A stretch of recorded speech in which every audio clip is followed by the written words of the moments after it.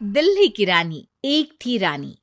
क्योंकि राजा की मौत एक हादसे में हो गई थी, रानी को ही राज्य संभालना पड़ रहा था। रानी का नाम था रानी रश्मिवती। रानी ईमानदार थी और प्रजा की सेवा में लगी रहती थी।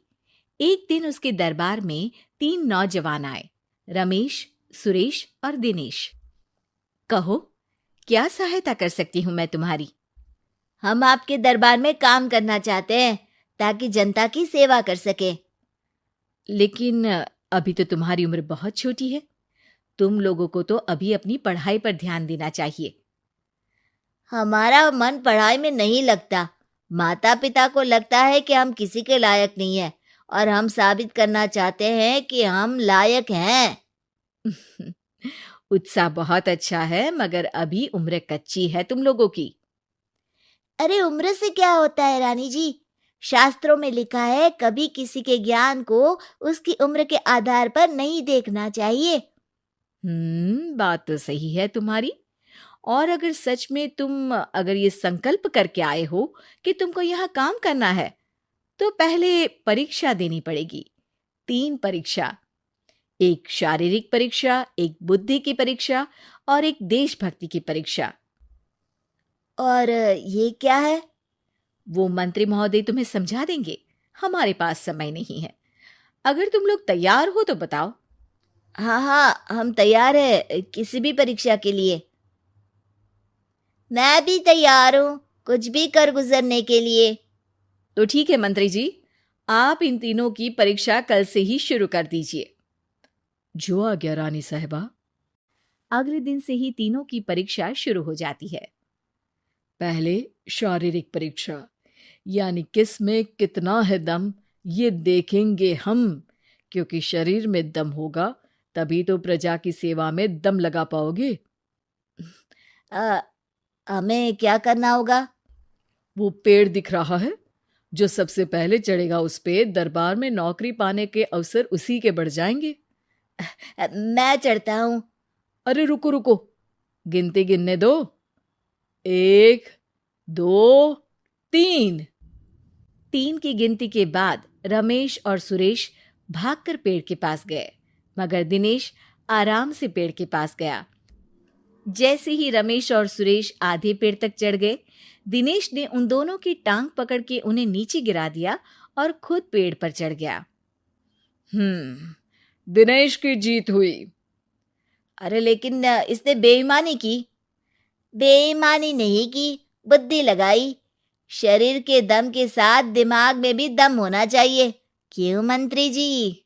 हाँ हाँ, बात तो तुम्हारी सही है, लेकिन बात अगर बुद्धि की है तो बुद्धि की असली परीक्षा हम कल लेंगे। शाम को जाकर मंत्री रानी को सब बता देते हैं। यानी दिनेश उन सब में ज्यादा होशियार है। जी रानी साहिबा।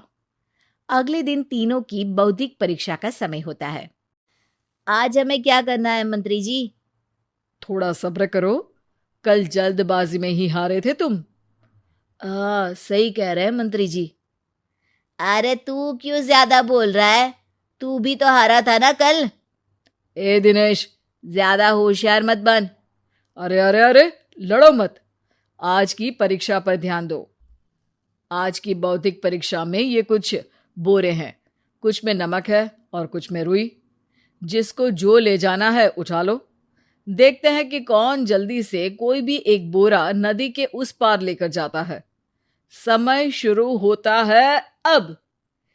तीनों बोरों की तरफ बढ़ते हैं। सुरेश, नमक की बोरी भारी है, ले जाने में मुश्किल होगी। हाँ हाँ, सही कह रहा है, रुई हल्की है, हम दोनों रुई लेकर चलते हैं। अरे भाई, मैं तो नमक लेकर जाऊंगा।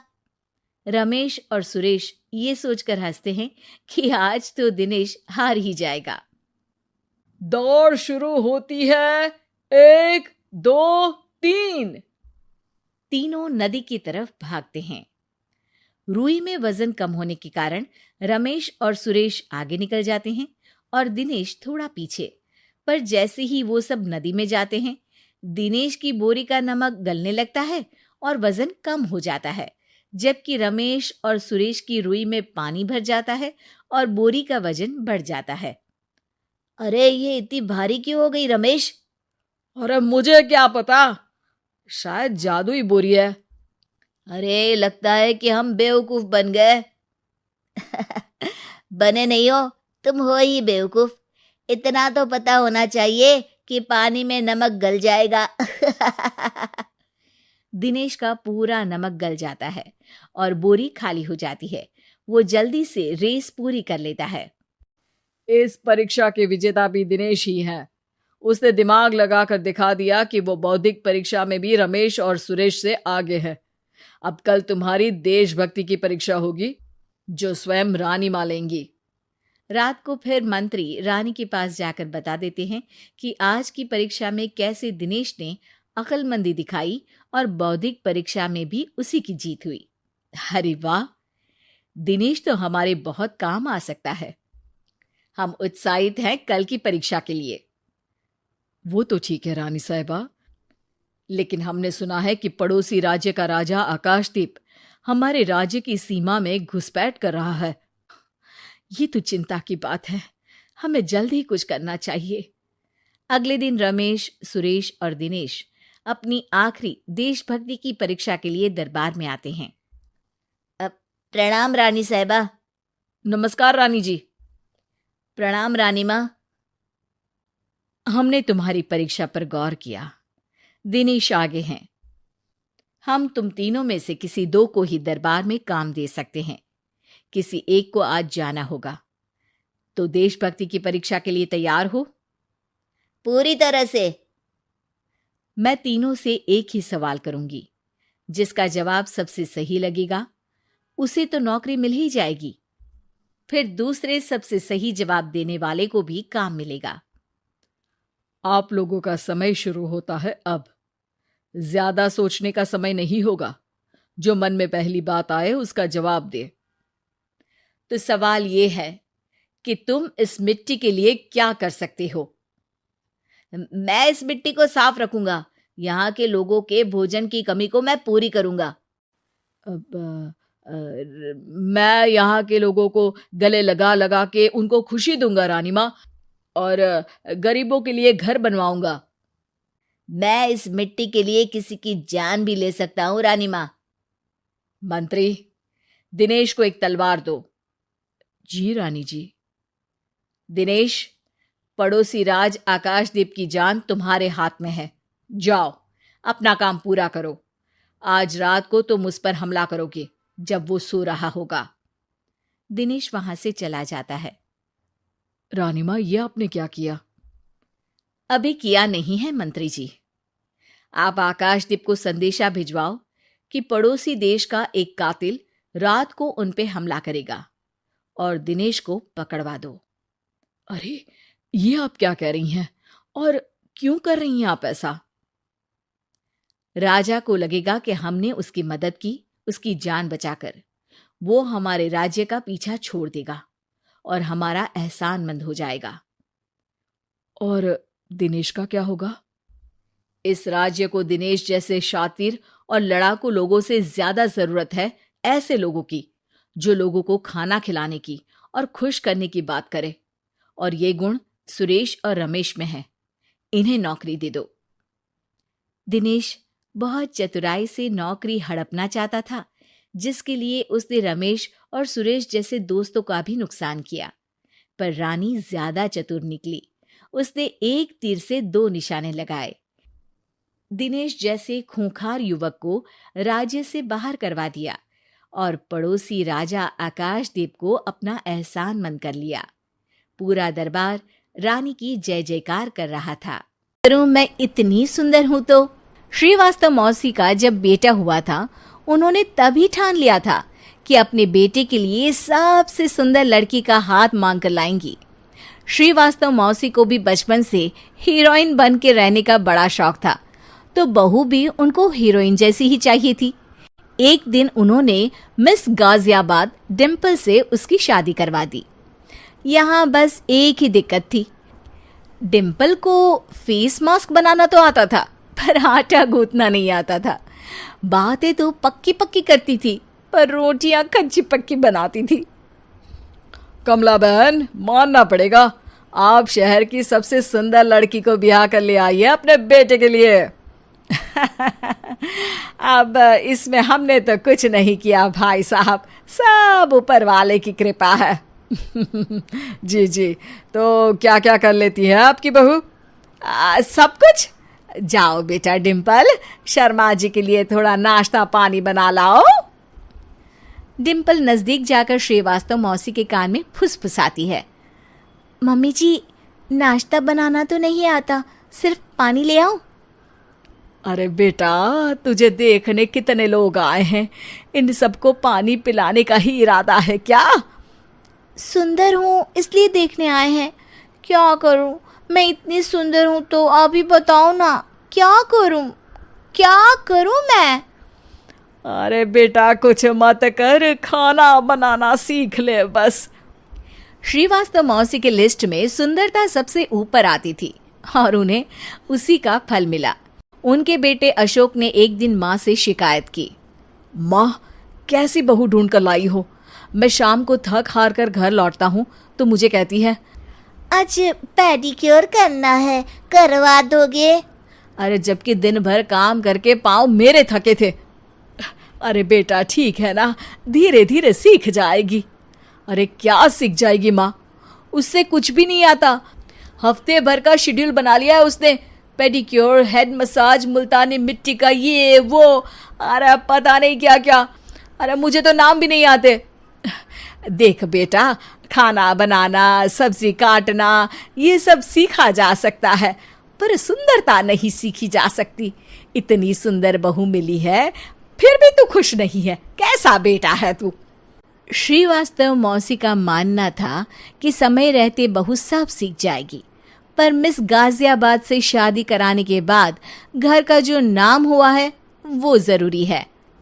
अरे सबकी बहू खाना बना लेती है, हमारे घर में तो काम वाली दीदी भी है, पर हमारे घर में जितनी सुंदर बहू है ना, उतनी किसी के घर में नहीं। ऐसा श्रीवास्तव मौसी सबको कहती रहती। फिर एक दिन वो हो गया जो नहीं होना चाहिए था। डिम्पल को पिंपल हो गया। डिम्पल घर में छुपी बैठी थी, पर ऐसी खबर छिपती कहाँ है। शर्मा जी घर में अपने बेटी की शादी का न्योता देने आए तो उन्होंने पूछ लिया, अरे आज आपकी बहू नहीं दिख रही? हाँ, वो ना थोड़ा काम में बिजी है, आती ही होगी। और इतने में डिम्पल सही में किसी काम से वहां आ जाती है। बस शर्मा जी की नजर पड़ जाती है डिम्पल के पिंपल पर, जो उन्हें चांद पे दाग जैसा लगता है। पूरे शहर में बात फैल जाती है कि डिम्पल को पिंपल हो गया है। ये दिक्कत काफी गंभीर थी और श्रीवास्तव मौसी को पता था कि अगर ऐसा चलता रहा तो उन्होंने जो हासिल किया था सब मिट्टी में मिल जाएगा। उन्होंने फट से डिम्पल को अपने कमरे में बुलाया। अरे बेटा, शर्मा जी के बेटे की शादी 1 हफ्ते में ही है, हमें उससे पहले ही तुझे वापस सुंदर बनाना पड़ेगा। तू बता, तुझे मेकअप के लिए क्या क्या चाहिए? डिम्पल की दी गई लिस्ट का सामान श्रीवास्तव मौसी शाम को ही ले आती है और उसके बाद शुरू होता है डिम्पल का मेकओवर। 1 हफ्ते में सारे क्रीम्स पाउडर टेस्ट हो चुके हैं और डिम्पल और श्रीवास्तव मौसी रेडी हो जाते हैं शर्मा जी के बेटे की शादी के लिए। शादी के दिन डिम्पल बहुत सुंदर लग रही थी। श्रीवास्तव मौसी को उम्मीद थी कि बस अब तो हर जगह वो और डिम्पल ही छाए रहेंगे, चाहे शादी किसी की भी हो। पर जब वो शादी में पहुंचते हैं तो उन्हें बाहर शर्मा जी लोगों का स्वागत करते मिलते हैं। अरे कमला जी, सही समय पर आई हैं, आप ही का इंतजार था। हमने भी हमारे बेटे के लिए मिस अहमदाबाद ढूंढी है। डिम्पल और श्रीवास्तव मौसी दोनों के मुंह खुले के खुले रह जाते हैं शर्मा जी की बहू को देखकर। वो तो डिम्पल से भी ज्यादा सुंदर थी। क्यों, हमने भी अच्छी बहू ढूंढी है ना? हाँ शर्मा जी, बाकी आजकल के ज़माने में सुंदरता से क्या होता है भाई। देखो, बूढ़े तो सब होते हैं, मैं तो मानती हूँ कि बस रोटियां गोल बना दे, इससे ज़्यादा क्या चाहिए। सुंदरता का क्या है, ढल जाती है, पर गुण वो हमेशा रहते हैं। अरे वाह वाह, इतना बड़ा ज्ञान आपको कोई गुरु भी नहीं देता जितना बड़ा ज्ञान आपको एक छोटे से पिंपल से मिल गया। अगले दिन जब अशोक डिम्पल से बात कर रहा होता है, कल शादी में मिस अहमदाबाद के बाद सब मिस गाजियाबाद यानी तुमको ही देख रहे थे। क्या करूं, मैं इतनी सुंदर हूं तो आप ही बताओ क्या करूं? क्या करूं मैं तो कहती हूं कि घर का कोई काम कर या फिर बाहर अपने लिए कोई काम ढूंढ ले। है? क्या कहा माँ जी? हाँ जी, सुंदरता का क्या है? कल तूने मिस अहमदाबाद से मात खाई, आगे कोई मिस हैदराबाद आ जाएगी या मिस फैजादाबाद आ जाएगी, इसलिए काम पर ध्यान दो। हाँ। और कुछ महीनों बाद, अरे बहू, काम करने के बाद तू सुंदर नहीं, अति सुंदर हो गई है।